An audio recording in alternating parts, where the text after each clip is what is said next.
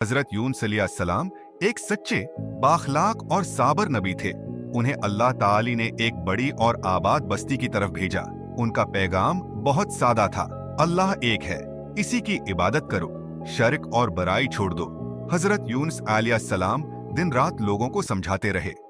वो नरमी से बात करते, मोहब्बत से दावत देते और सब्र का मजाहिरा करते, लेकिन लोगों के दिल सख्त थे। उन्होंने मजाक किया, उन्होंने इनकार किया और ईमान लाने से इनकार कर दिया। सालों की मेहनत के बावजूद जब कौम ना मानी, हजरत यूनुस अलैहिस्सलाम बहुत गमगीन हुए। उन्हें लगा कि अब ये लोग कभी नहीं बदलेंगे और वो बस्ती छोड़कर चले गए, बगैर अल्लाह के वाज़ेह हुक्म का इंतजार किए।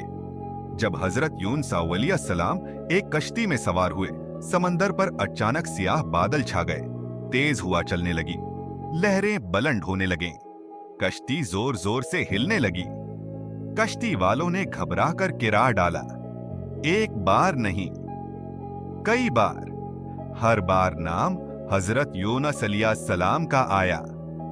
आखिरकार इन्हें समंदर में डाल दिया गया।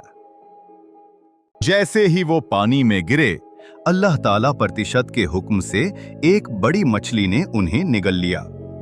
ये कोई इत्तफाक नहीं था, ये अल्लाह की हिकमत थी।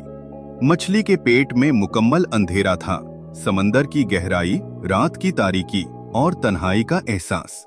लेकिन हजरत यूनुस अलैहिस्सलाम का दिल रोशन था। वो समझ गए कि ये सब उनकी आजमाइश है। उन्होंने अपनी गलती का एहसास किया और आजिज़ी के साथ अल्लाह की तरफ रुजू किया। वो मुसलसल दुआ करते रहे, ला इलाहा इल्ला अंत, सुभानक, इन्नी कुन्तु मिनज़ ज़ालिमीन। ये दुआ तौबा की अलामत थी, ये ईमान की ताकत थी, ये उम्मीद की आवाज थी, और अल्लाह ताला ने उनकी दुआ कबूल फरमा ली। अल्लाह के हुक्म से मछली ने उन्हें साहिल पर छोड़ दिया। वो कमजोर थे, जिस्मानी तौर पर थके हुए थे। अल्लाह ताला ने उनके लिए एक खास दरख्त उगा दिया ताकि उन्हें साया और आराम मिल सके। वो आहिस्ता आहिस्ता सेहतियाब होने लगे और फिर उन्हें दोबारा अपनी कौम की तरफ भेजा गया। इस बार मंजर मुख्तलिफ था। कौम ने अल्लाह का अजाब महसूस कर लिया था।